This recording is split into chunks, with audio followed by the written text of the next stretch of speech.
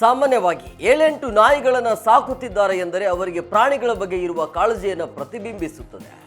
ಯಾರು ಪ್ರೀತಿ ಇಲ್ಲದೆ ತೋರ್ಪಡಿಕೆಗಾಗಿ ಪ್ರಾಣಿಗಳನ್ನು ಸಾಕುವುದಿಲ್ಲ. ಆದರೆ ಈ ಮಹಿಳೆಯ ವಿಚಾರದಲ್ಲಿ ನೀವು ಅಂದುಕೊಂಡಿರೋದೆಲ್ಲವೂ ತಲೆ ಕೆಳಗಾಗುವುದು ಗ್ಯಾರಂಟಿ.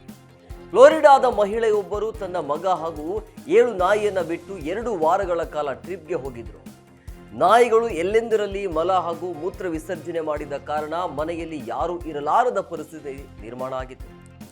ಆದರೆ ಆಕೆ ಹೋಗುವ ಮುನ್ನವೇ ಮನೆ ಸ್ವಚ್ಛವಾಗಿಲ್ಲದಿದ್ದರೂ ಮಗನನ್ನ ಅಲ್ಲಿಯೇ ಬಿಟ್ಟು ಹೋಗಿದ್ದಾಳೆ. ಜಾಕ್ಸನ್ ವಿಲ್ಲೆಯಿಂದ 60 ಮೈಲು ದಕ್ಷಿಣದಲ್ಲಿರುವ ಪಲಾಟ್ಕಾ ಪಟ್ಟಣದ 37 ವರ್ಷದ ಜೆಸ್ಸಿಕಾ ಕೋಪ್ಲ್ಯಾಂಡ್ ಅವರನ್ನ ಮಂಗಳವಾರ ಮಕ್ಕಳ ನಿರ್ಲಕ್ಷ್ಯ ಮತ್ತು ಪ್ರಾಣಿ ದೌರ್ಜನ್ಯದ ಆರೋಪದ ಮೇಲೆ ಬಂಧಿಸಲಾಗಿದೆ. ನಾಯಿಗಳು ಅನ್ನ ನೀರಿಲ್ಲದೆ ಹಸಿವಿನಿಂದ ಬಳಲ್ತಿದ್ದವು, ತೀರಾ ಶೋಚನೀಯ ಸ್ಥಿತಿಯಲ್ಲಿದ್ದವು. ಪೊಲೀಸರು ವಿಚಾರಿಸಿದಾಗ ನನ್ನ ತಾಯಿ ಯಾವಾಗಲೂ ಹಾಗೆಯೇ ಮನೆಯನ್ನ ಸ್ವಚ್ಛಗೊಳಿಸುವುದಿಲ್ಲ, ಹೀಗೆ ಕೊಳಕಾಗಿ ಇಟ್ಟುಕೊಂಡಿರ್ತಾರೆ ಅಂತ ಮಗ ಹೇಳಿದ್ದಾನೆ.